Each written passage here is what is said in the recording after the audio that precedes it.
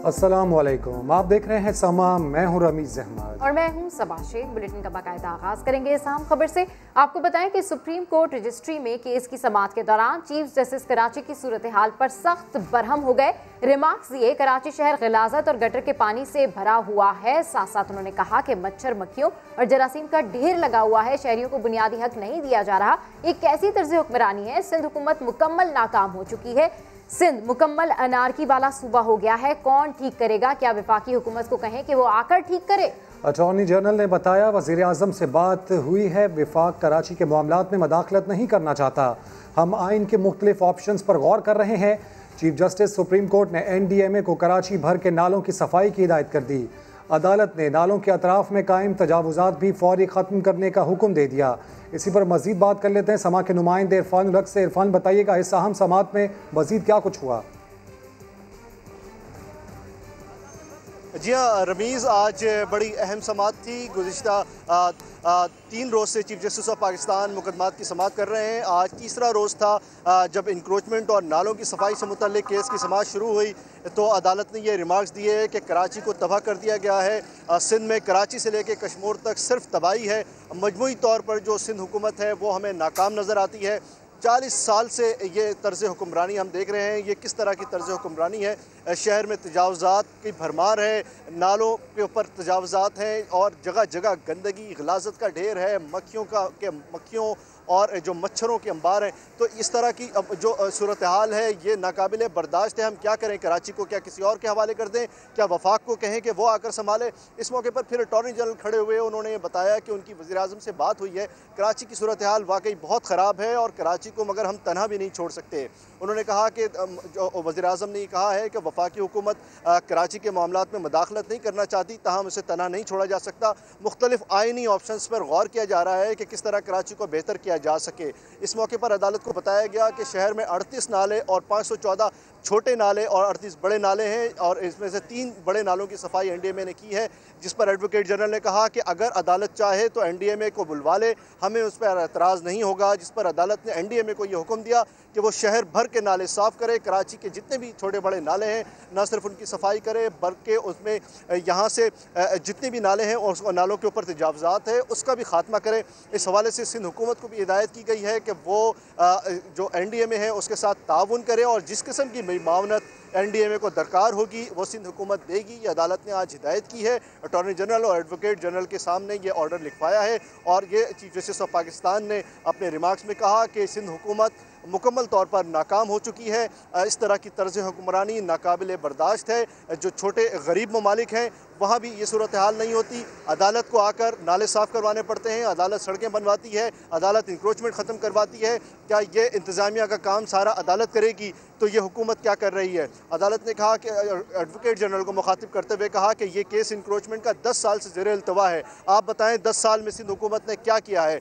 जिस पर advocate general खातिर खा और इत्मीनान बख्श जवाब नहीं दे सके। ताहम अदालत ने अपने अहकामात जारी करते हुए NDMA को हिदायत की है कि वो नालों की सफाई करे और जो इंक्रोचमेंट से मुतल्लिक दीगर मुकदमात हैं, दीगर दरख्वास्तें हैं, उनकी समाअत कल तक मुलतवी की है। ठीक है इरफान, अपडेट्स के लिए बेहद शुक्रिया। इसी तमाम तर सूरत हाल पर बात कर लेते हैं आइनी माहिर और एंकर पर्सन समा बैरिस्टर एहतशाम से। एहतशाम, चीफ जस्टिस ने रिमार्क्स दिए कि सिंध में अनारकी है, हुकूमत नाकाम हो चुकी है। सवाल ये है कि क्या ऐसे में विफाक के पास क्या आइनी ऑप्शंस हैं? क्या कराची को विफाक अपने अंडर ले सकता है? जी बहुत शुक्रिया। अच्छा, याद होगा तकरीबन कोई हर साल ही कराची के हवाले से जब भी हम देखते हैं कि बारिशें होती हैं, सिचुएशन बिगड़ जाती है, सड़कें नदी नालों का मंजर पेश करने लगती हैं, तो ये डिबेट जनरेट हो जाती है। और पिछले साल भी जब इस तरह से हुआ था तो उस टाइम पे लॉ मिनिस्टर फरोग नसीम साहब भी थे और उन्होंने ये स्टेटमेंट दिया था कि फेडरल गवर्नमेंट जो है वो इस बात पर गौर कर रही है कि कराची का एडमिनिस्ट्रेटिव कंट्रोल खुद से ले ले। और उस टाइम पे भी बहुत बहस हुई थी, पीपल्स पार्टी की तरफ से बातें आई थी कि जी आप बाकी मुल्क को तो पहले एडमिनिस्ट्रेटिवली संभालें, उसके बाद कराची की बात करें।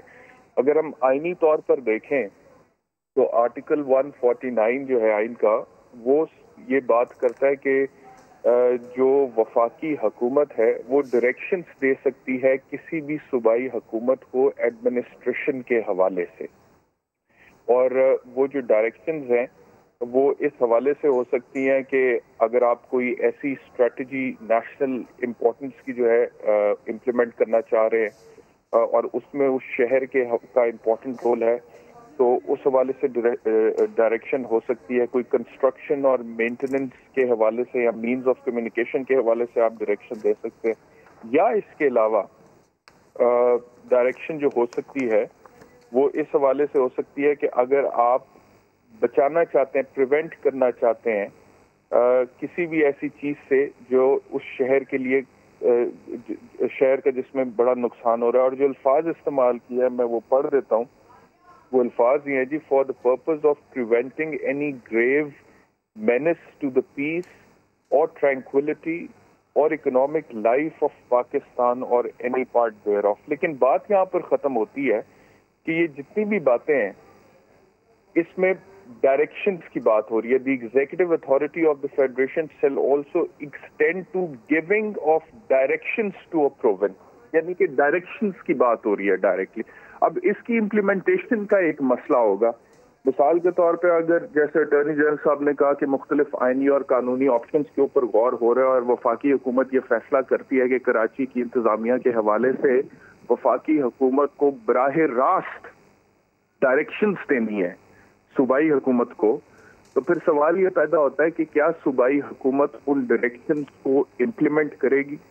अगर तो पाकिस्तान तहरीक-ए-इंसाफ की हुकूमत है तो फिर तो सर्टनली आप कह सकते हैं कि करेगी। पंजाब के हवाले से हो सकता है, पेशावर के हवाले से हो सकता है, शायद कोयटा के हवाले से भी हो सकता है। लेकिन सियासी तौर पे आप देखिए कि पाकिस्तान तहरीक-ए-इंसाफ सियासी तौर पर इम्प्लीमेंटेशन का मसला होगा। बेहद शुक्रिया बैरिस्टर एहतशाम, इस अहम मामले पर आप अपना तज्जिया पेश कर रहे थे। तहरीक-ए-इंसाफ के रहनुमा हलीम आदिल शेख कहते हैं, सिंध हुकूमत ने कराची के लिए कुछ नहीं किया। आइन में लिखा है सूबा काम ना करे तो वफाक हिदायत कर सकता है। सूरत हाल ये है कि ऑप्शन जो हैं, ऑप्शन बड़े आसान हैं कि जब कोई भी मतलब आइन में मौजूद है और आर्टिकल 149(4) कोई ये नहीं कहते कि जी वो वफाक का हिस्सा बन जाए, ये हो जाए, कुछ नहीं है। कराची अलहदा हो गया, कराची कुछ नहीं है। जब कोई प्रोविंशियल गवर्नमेंट, ये आर्टिकल 149(4) गुज़श्ता अली भुट्टो के 1973 आइन में भी मौजूद है और ये रज़ा रब्बानी की तरमीम में भी मौजूद है कि अगर सूबे परफॉर्म नहीं कर पा रहे कोई स्पेसिफिक उसके ऊपर, तो फेडरल गवर्नमेंट डायरेक्शन दे सकती है। फेडरल गवर्नमेंट अब खुद आके उसको देख सकती है अपने इदारों के थ्रू। आप देखिए कि एनडीएमए को एक एक्ट के थ्रू हमने आके नाले साफ किए हैं और जो 12 साल में नाले गुजर नाला अरबों रुपए इसमें खाते रहे ये लोग, चंद करोड़ के अंदर ये 3 नाले दिए हमने साफ कर दिए 5 दिन में। एनडीएमए ने एफडब्ल्यूओ की इमदाद से और 5 करोड़ ने उसकी निगरानी की। तो सूरत हाल ऑप्शन ये है कि कराची मुल्क की शहरक है। कराची खुदा न खासा 90% of the Sindh revenue Karachi generate होता है और पूरे मुल्क का 70% रेवेन्यू जनरेट होता है। अगर कराची बैठ गया तो खुदा न खासा मुल्क बैठ सकता है, तो ऐसा नहीं होने देंगे। लाहौर में नैब ऑफिस के बाहर हंगामा आराई के इल्जाम में गिरफ्तार मुस्लिम लीग नून के कारकुनों को जुडिशल रिमांड पर जेल भेज दिया गया। कारकुनों की दरखास्त जमानत पर कल समाअत होगी। इस हवाले से देखिए रिपोर्ट मोहम्मद अली जाट की। मरियम नवाज की पेशी पर हंगामा आराई, पथराव और कार्य सरकार में मुदाखलत के इल्जाम में 58 लीगी कारकुनों की गिरफ्तारी। मुलजिमों को जिला कचहरी लाया गया जो अपने कायदीन के हक में नारेबाजी करते रहे। तफ्तीशी अफसर ने 8 रोजा जिस्मानी रिमांड की इस्तदा की। सरकारी वकील ने मौक़िफ़ अपनाया कि मीडिया फुटेज से वाज़ेह है कि मुलजिमान ने कानून हाथ में लिया। मुलजिमान के वकील ने रिमांड की मुखालफत करते हुए हंगामा आराई के इल्जाम को गलत और मुकदमे को सियासी करार दिया। जुडिशल मजिस्ट्रेट ने दलाइल सुनने के बाद लीगी कारकुनों को 14 रोजा जुडिशल रिमांड पर जेल भिजवाने का हुक्म दे दिया। अदालत से वापसी पर मुलजिमान का कहना था वो हर कदम पर अपनी क़यादत का साथ देंगे। जुल्म के ये ज़ाब्ते हम नहीं मानते। पॉलिटिकल विक्टिमाइजेशन अपने अरूज पे है और जमहूरियत के लिबादे के अंदर आमरीत अपने जोरों पे है। जमहूरी हुकूमत में नहते बेकसूर अवाम को जो अपने कायद की बेटी के साथ सिर्फ इजहार यकजहती के लिए आए थे, उनको ये सियासी जेवर डाल दिया गया है। मुलजिमान की जानिब से जमानत की दरख्वास्तों पर जुडिशल मजिस्ट्रेट ने 13 अगस्त के लिए नोटिस जारी करते हुए पुलिस से रिकॉर्ड तलब कर लिया है। कैमरामैन खावर महमूद के साथ मोहम्मद अली जट, समा, लाहौर। निजी होटल को शराब का गैर कानूनी परमिट जारी करने के इल्ज़ाम में वज़ीर आला पंजाब से नैब की तफ्तीश जारी है। वज़ीर आला उस्मान बुज़दार 1 घंटे से नैब लाहौर के ऑफिस में मौजूद हैं। उस्मान बुज़दार बगैर प्रोटोकॉल और बगैर सिक्योरिटी एक ही गाड़ी में नैब दफ्तर आए। मज़ीद जान लेते हैं समा के नुमाइंदे रियाज अहमद से। रियाज, क्या सूरत हाल रही इस मौके पर?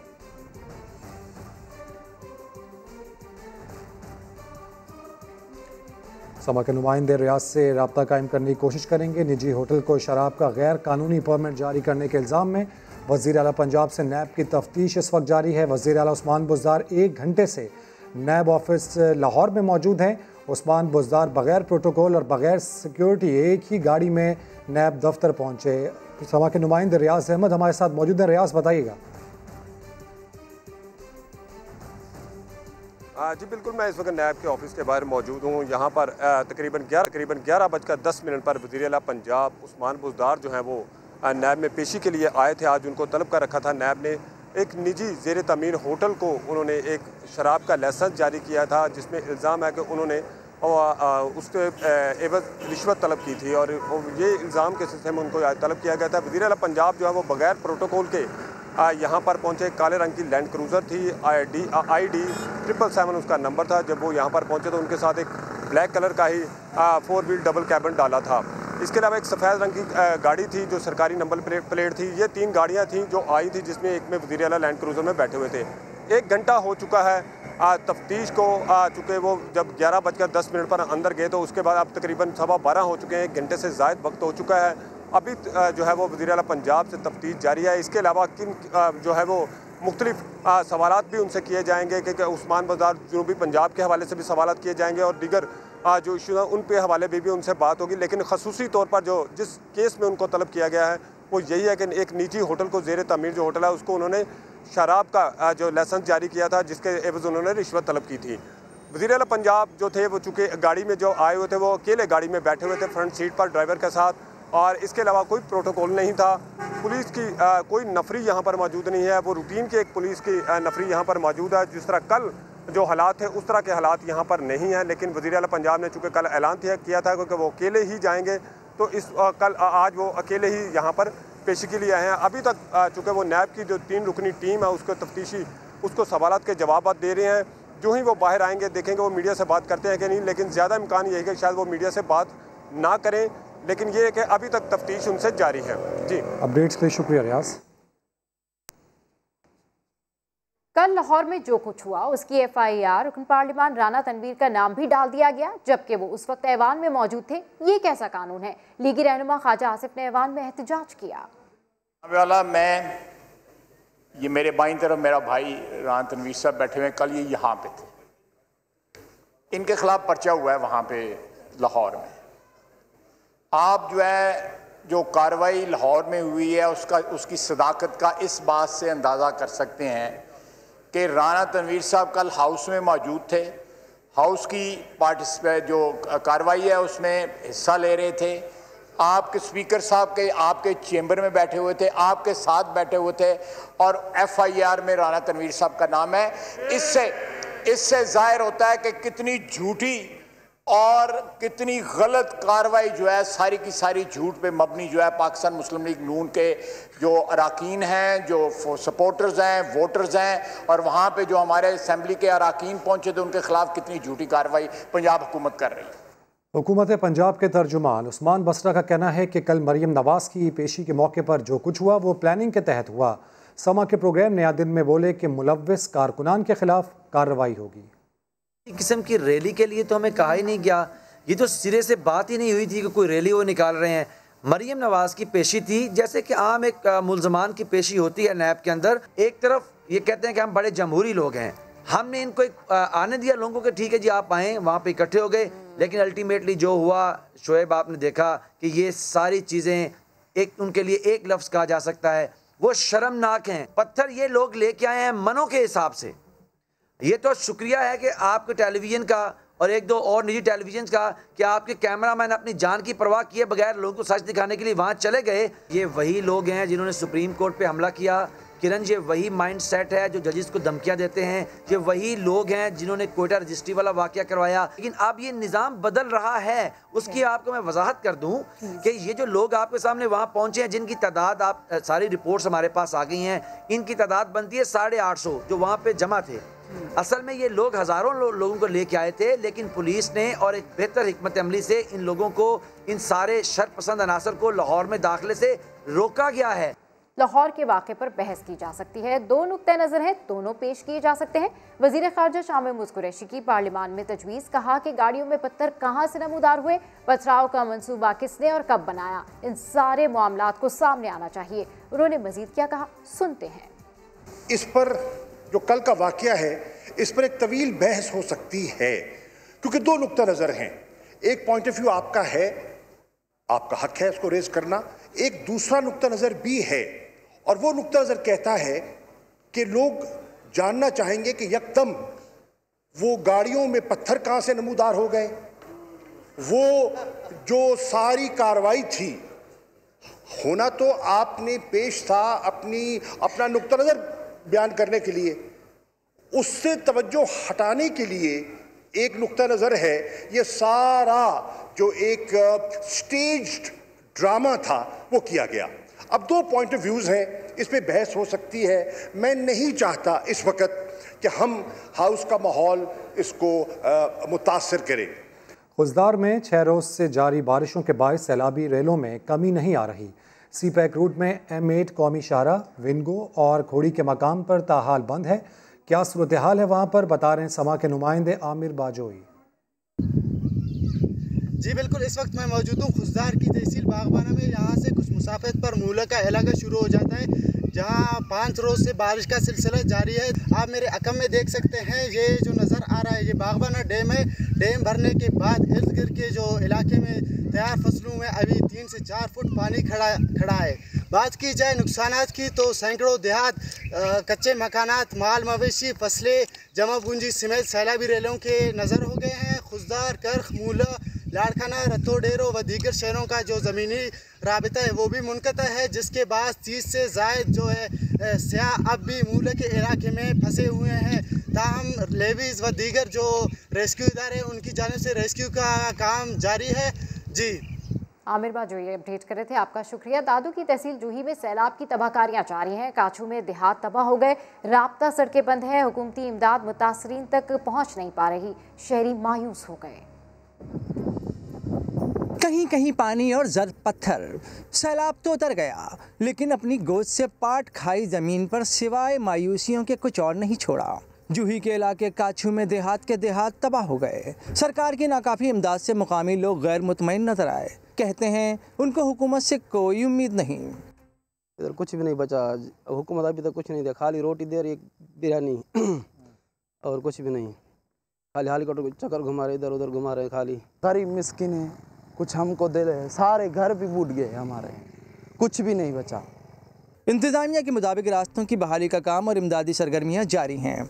दूर दराज इलाकों में तो फौज हेलीकॉप्टर्स के जरिए इमदाद पहुँचा रही है। मुतासिरीन पूछते हैं कि हुकूमती नुमाइंदे कहाँ हैं। असिस्टेंट कमिश्नर जूही के मुताबिक मुकामी लोगों को हर तरह की सहूलियात दी जा रही हैं, वो अपना घर बार छोड़ने को तैयार नहीं। इलाके क्यों डूबे, कसूर महकमा आबपाशी का है या कोई और वजह है? वज़ीर आला सिंध ने senior member board of revenue को तहकीकात के लिए 7 दिनों की मोहलत दे दी। लाहौर में कोरोना लॉकडाउन खत्म होने पर पब्लिक ट्रांसपोर्ट का पहिया भी चल पड़ा। 4.5 माह बाद लोकल ट्रांसपोर्ट की सहूलत मिलने पर शहरी खुश हैं। मेट्रो और स्पीडो बस सर्विस किन SOPs के तहत चल रही है, बता रही हैं समा की नुमाइंदा तहमीना अहमद। जी, लॉकडाउन को खुले हुए अब कुछ दिन गुजर गए हैं, लेकिन मेट्रो बस सर्विस का बाकायदा आगाज़ आज से हो गया है। तकरीबन 4 माह से ज़ायद का अरसा गुजर चुका है जब मेट्रो का पुल और उसकी जो स्पेसिफिक सड़क है वो खाली पड़ी हुई थी, उसे बैरियर्स लगाकर बंद किया हुआ था। लेकिन आज दोबारा से मेट्रो बसें जो हैं वो उस रोड पर दौड़ना शुरू हो गई हैं। हुकूमती SOPs को फॉलो किया जा रहा है, उसका ख्याल रखा जा रहा है। लोगों को मास्क पहने बगैर बस में बैठने की इजाज़त नहीं है, खड़े होकर सफ़र करने की इजाज़त नहीं होगी। बस में कम से कम सवारियां जो है वो 38 सवारियों की इजाज़त जो है वो हुकूमत की जानिब से दी गई है। जो टिकटिंग बूथ है जहां पर टोकन मिलता है मेट्रो बस का, वहां पर भी लिमिटेड टोकन जो हैं वो दिए जा रहे हैं। इंटर बस सर्विस की जो बसें चलती थी, जो दूसरी स्पीडो बसें चलती थी, वो भी आज से बहाल हो गई हैं। वो भी लोगों को एक जगह से दूसरी जगह तक पहुँचा रही हैं। तहमीना अहमद अपडेट करी थी, आपका शुक्रिया। कोरोना वायरस के बादल छटे तो रावलपिंडी में भी बाजार फिर से खुल गए। ताजरों ने हुकूमत से बिलासूद कर्जा फराहम करने का मुतालबा कर दिया। इस हवाले से रिपोर्ट कर रहे हैं सदाकत अली। तवील लॉकडाउन के बाद मुल्क भर में कारोबारी सरगर्मियां बहाल, रावलपिंडी के बाजारों की रौनकें भी लौट आईं। ताजर बरादरी की जानिब से हुकूमती फैसले का खैर मकदम, कहते हैं लॉकडाउन का मुश्किल हुकूमती फैसला माना। कोरोना ने कारोबार को जो जख्म लगाया वो सरकारी मरहम के बगैर भरने वाला नहीं। आप माली तौर पर हमारे छोटे ताजरों की मदद करें ताकि वो अपने कारोबार को दोबारा कदमों पे खड़ा कर सकें। और मैं ये ज़रूर कहूँगा कि हमारी ताजर बरादरी ने इस मौके पर अपनी गवर्नमेंट से तामन किया। दुकानदार और मालिक ये क्रय का भी काफ़ी बीच में झगड़ा रहा है, तो उसके ऊपर हमने काफ़ी मालिकान ने कुछ रिलीफ दिया है अपने दुकानदार हजरात को, अपने किराएदार को। तो अगर गवर्नमेंट उनको कुछ टैक्सेस में रिलीफ दे देती है तो उससे काफ़ी बेहतरी आएगी। बाजार खुलना बेहतरी की जानिब पहला कदम, आहिस्ता आहिस्ता मैशियत का पहिया तेज रफ्तार भी हो जाएगा। लॉकडाउन ने ताजरों को जिस बदहाली से दो चार किया है, इससे निकलने के लिए भी तवील वक्त लगेगा। कैमरामैन रॉबिन्सन नज़ीर के साथ सदाकत अली, समा, रावलपिंडी।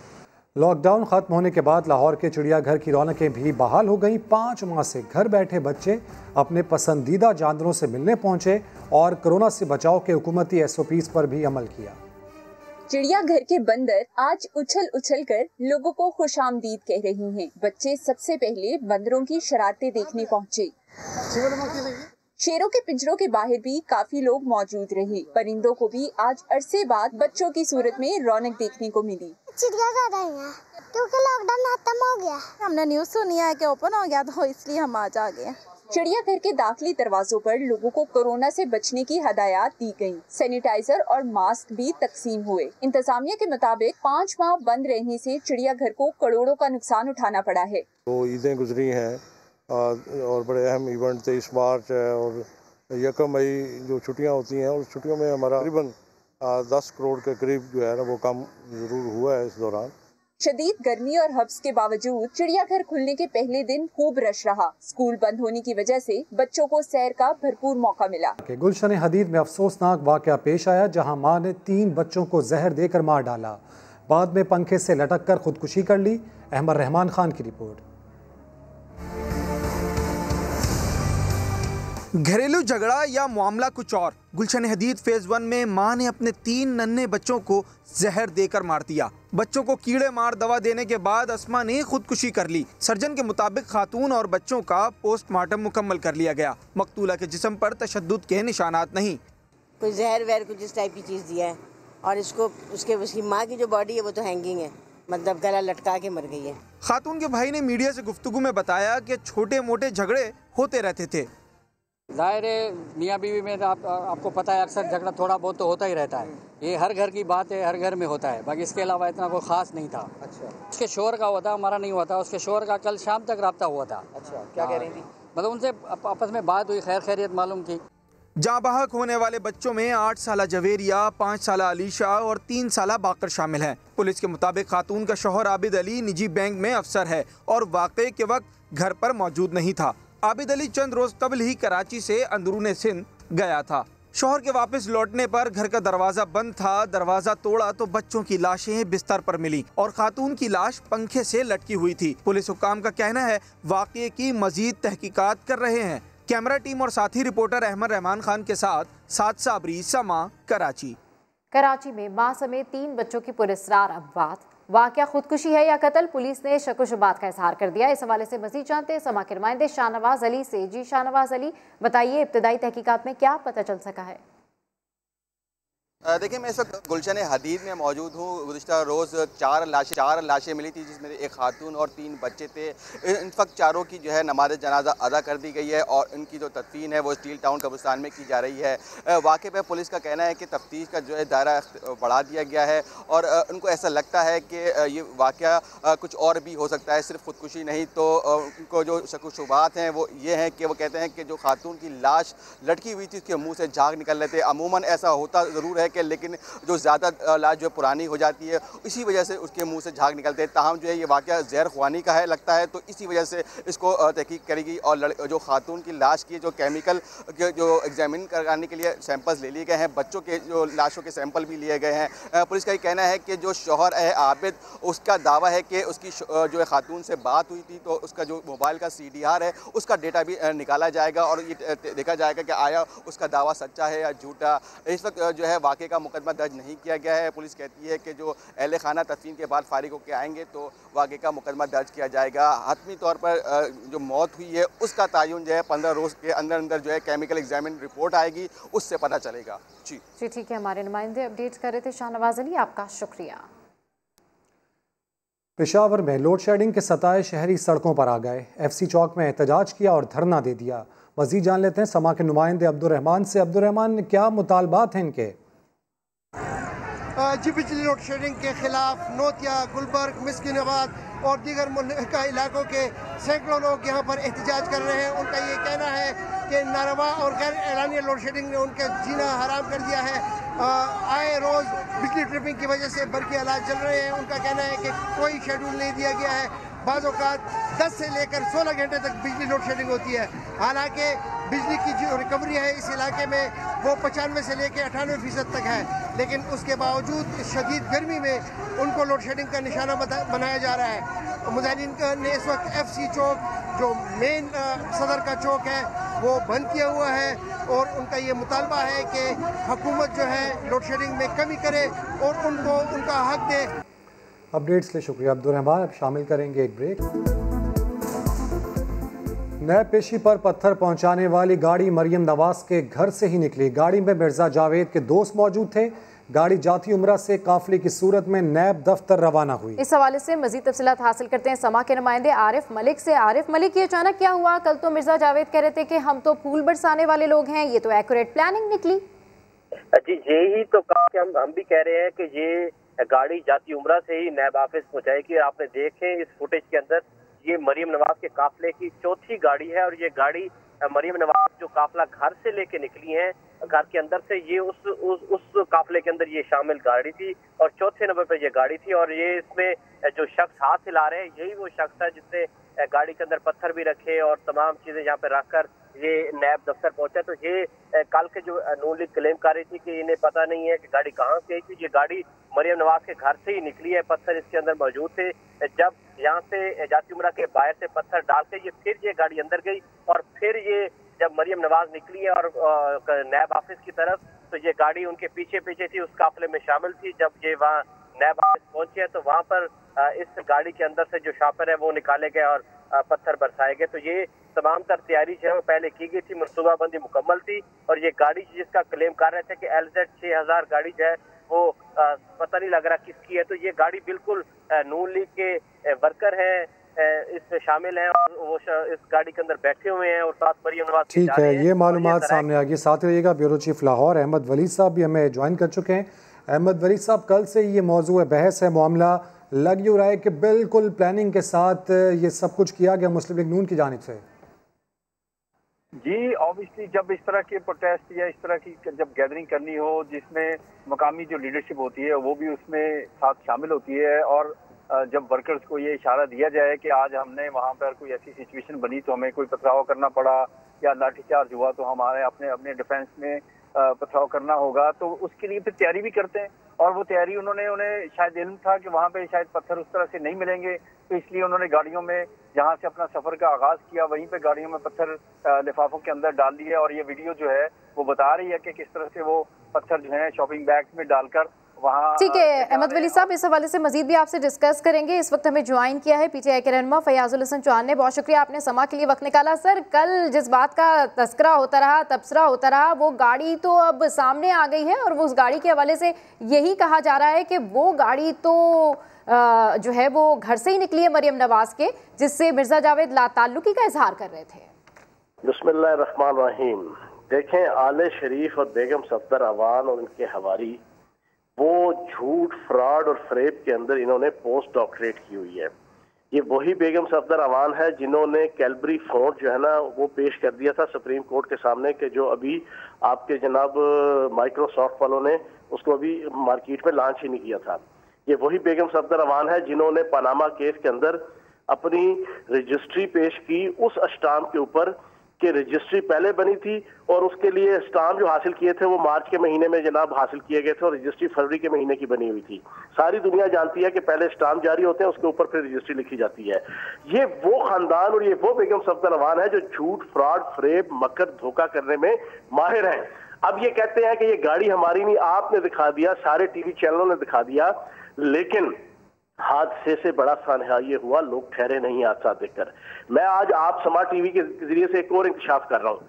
कल मैंने 10 लाख रुपए का इंकशाफ किया था, 25,000 पत्थर वालों को, 1 लाख रुपए शीशा तोड़ने वाले को। आज दूसरा इंकशाफ सुन लें।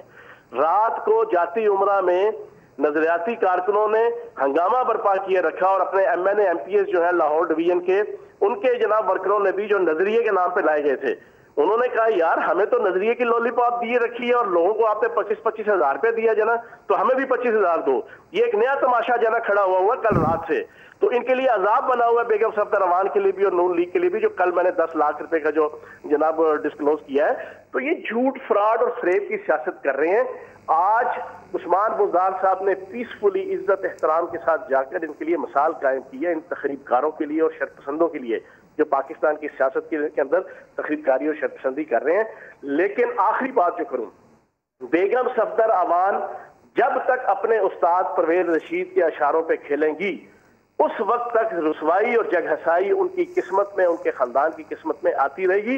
ये परवेज रशीद की तरह के अतालीक उस्ताद और इंस्ट्रक्टर हैं जो कल भी उनको खुसर फुसर करके जरा इंस्ट्रक्शन देने लगे हुए थे, ये उनकी वजह से सारा कुछ बिगड़ा है। शहबाज शरीफ साहब और हमजा शहबाज साहब कल से सर पे हाथ रख के बैठे हुए हैं, अफसोस का इजहार कर रहे हैं कि इन्होंने ये क्या किया और हमारी सियासत का बेड़ा गर्क कर दिया। ठीक है, बहुत शुक्रिया फयाजुल हसन चौहान। इस वक्त समा से गुफ्तगू करें, इस पर मजीद डिस्कशन करने के लिए हमारे साथ मौजूद हैं अदनान आदिल साहब और अहमद वली साहब। अदनान आदिल साहब, कल जिस हवाले से तस्करा चलता रहा, तबसरा चलता रहा, नून लीग की जानिब से बाकायदा तौर पर डिनाइल आता रहा, बाकायदा तौर पर मरियम नवाज ने कहा कि मेरे ऊपर ये एलिगेशन लगाया गया है, मैं क्यों इस तरह की कोई हरकत करूंगी। वहीं अब ये खबर सामने आई है कि नैब पेशी पर पत्थर पहुंचाने वाली गाड़ी मरियम नवाज के घर से ही निकली है। सवाल ये पैदा होता है कि लीडरशिप को लीड कर रही है मरियम नवाज, इस तरह की हरकतें करके या इस तरह के बयानात दे के वो मजीद अपने आप को कितनी मुश्किल में डाल रही हैं?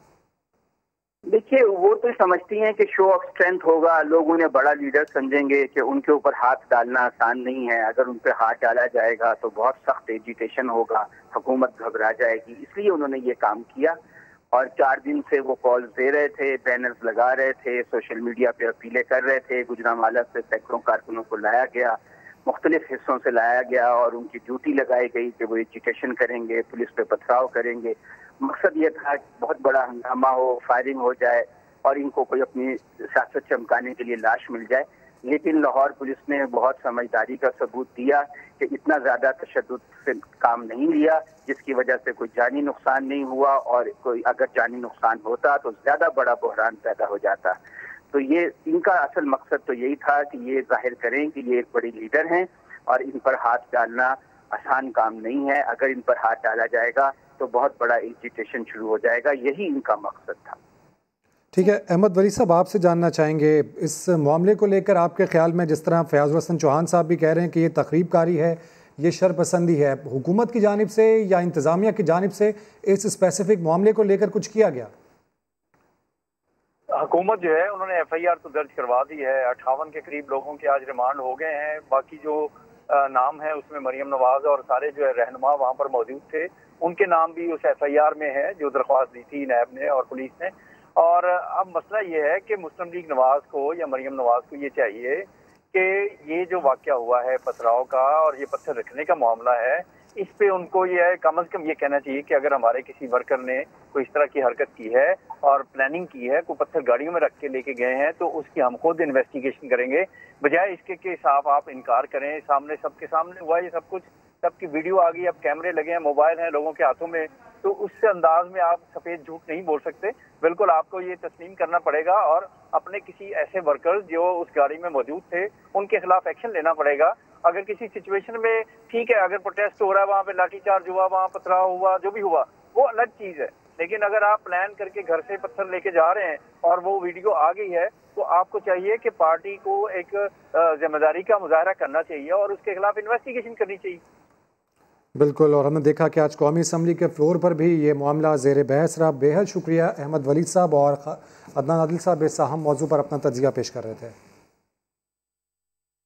और अभी आपको बताएं कि इस वक्त कौमी असम्बली का इजलास जारी है, जिसमें अली ज़ैदी इस वक्त इज़हार ख्याल कर रहे हैं। आइए आपको लिए चलते हैं। के हल्के में आता है, लेकिन वो डीप सी फिशिंग के लिए एक वही हार्बर है, तो उसकी मैंने बजट की स्पीच में भी कहा था, फंडिंग सिक्योर कर ली है, उसके पीसीज बन रहे हैं, उसकी पूरी हम अपग्रेड कर रहे हैं, जहाँ पे हम अपॉर्चुनिटी देंगे प्राइवेट सेक्टर को आके वो अपनी फिश प्रोसेसिंग प्लांट्स भी लगा सके, उसका ऑक्शन हॉल भी ठीक कर रहे हैं, इंटरनेशनल स्टैंडर्ड्स पे एसी जहाँ लगना है, आइसिंग कहाँ होनी है, तो वो सारी चीज़ें हमने प्लान में ले और बजट में और पीएसडीबी प्लस में वो जा भी चुकी हैं। Thank you. बहुत अच्छी बात है अली ज़ैदी साहब, आपकी मिनिस्ट्री बहुत इंपॉर्टेंट है और बहुत बड़ी जो है ना इस मुल्क के लिए ज़रा मुबादला कर सकती है। नई टेक्नोलॉजी का हेल्प ले ले और नई। इस वक्त कौमी असम्बली का इजलास जारी है, जिससे अली ज़ैदी इज़हार ख्याल कर रहे थे, जिसका कुछ हिस्सा आपने मुलाहिजा किया। कलअदम तंजीमों से ताल्लुक़ रखने वालों को कर्जा या माली मुआवनत फराहम करने पर पाबंदी होगी। कोई बैंक या माली इदारा ममनुआ शख्स को क्रेडिट कार्ड जारी नहीं कर सकेगा। पहले से जारी असलहा लाइसेंस मनसूख तस्वुर होंगे। असम्बली ने दहशत गर्दी तरमीमी बिल मंजूर कर लिया। अपडेट्स हासिल करेंगे समा के नुमाइंदे उस्मान खान से। उस्मान, मजीद क्या है इस बिल के अंदर? उस्मान खान से रब्ता कायम करने की कोशिश करेंगे। आपको बताएं कि कालदम तंजीमों उनसे ताल्लुक़ रखने वालों को कर्जा या माली मुआवनत फराहम करने पर पाबंदी होगी। कोई बैंक या माली इदारा ममनुआ शख्स को क्रेडिट कार्ड्स जारी नहीं कर सकेगा। पहले से जारी असलहा लाइसेंस मनसूख तस्वुर होंगे। असम्बली ने इंसदाद दहशत गर्दी तरमीमी बिल मंजूर कर लिया है। बिल्कुल अहम खबर है। कलअदम तंजीमों से ताल्लुक़ रखने वालों को कर्जा या माली मुआवनत फराहम करने पर पाबंदी होगी। कोई बैंक या माली इदारा ममनुआ शख्स को क्रेडिट कार्ड्स जारी नहीं कर सकेगा। ब्रेक के बाद हाजिर होंगे हेडलाइंस के साथ। देखते रहिए समा।